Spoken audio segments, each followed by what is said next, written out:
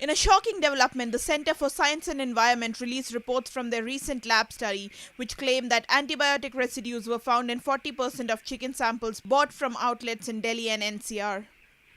Experts say that people consuming chicken might also be consuming a concoction of antibiotics, which would mean that over a period of time, regular meat eaters could be at the risk of becoming immune to antibiotics.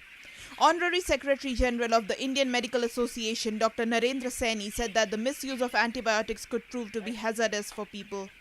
ये एक मैं समझूंगा कि उस chicken ने हमें सबको wake up call दिया है कि आप जाग जाइए, ये एंटीबायोटिक का जो मिसयूज हो रहा है ये हमारे लिए बहुत ही खतरनाक हो सकता है, क्योंकि पिछले 20 साल से हमारे पास कोई नई एंटीबायोटिक नहीं आई। एंटीबायोटिक इस्तेमाल होती है इन्फेक्शियस एजेंट को मारने के लिए। दुर्भाग्यवश इंडिया में 70% से अधिक बीमारियां जो हैं वो इन्फेक्शियस इन नेचर है, जहां पर एंटीबायोटिक का यूजेज बड़ा पर्टिनेंट हो जाता है कि उसका अच्छे से इस्तेमाल नहीं किया जाए। Saini blamed the absence of strict laws and lack of awareness among people as the main reason for such incidents. इसको रोकने के लिए सबसे बड़े दो ही पहलू होते हैं।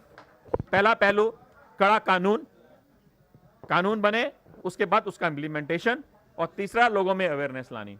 दुर्भाग्यवश इसके लिए एनिमल्स में जो हम हस्बेंड्री में ये एंटीबायोटिक का यूज हो रहा है, ना तो वहां पे कानून है ना लोगों में अवेयरनेस है, इसलिए धड़ल्ले से एंटीबायोटिक का मिसयूज हो रहा है। और वो भी वो इसलिए इस्तेमाल कर रहे हैं कि शायद इससे ग्रोथ प्रमोशन होती है, एंटीबायोटिक खाने से चिकन बहुत फैटर हो जाता है, उसको बीमारियां नहीं होती। तो ये एक बहुत ही मिसकंसेप्शन है, इसको लोगों में जो एनिमल्स को इस्तेमाल करते हैं, जो एनिमल्स को पालते हैं, उनको लाना पड़ेगा, उनको एजुकेशन देनी पड़ेगी कि ये बिल्कुल उनकी गलत धारणा है। रादर उनको भी इसका बहुत बड़ा हर्जाना बढ़ सकता है। यदि इस एनिमल्स को बीमारी हो गई तो आपके पास भी कोई ऐसी चीज, हमारे पास एंटीबायोटिक नहीं होगी कि हम आपका भी बचाव कर पाए।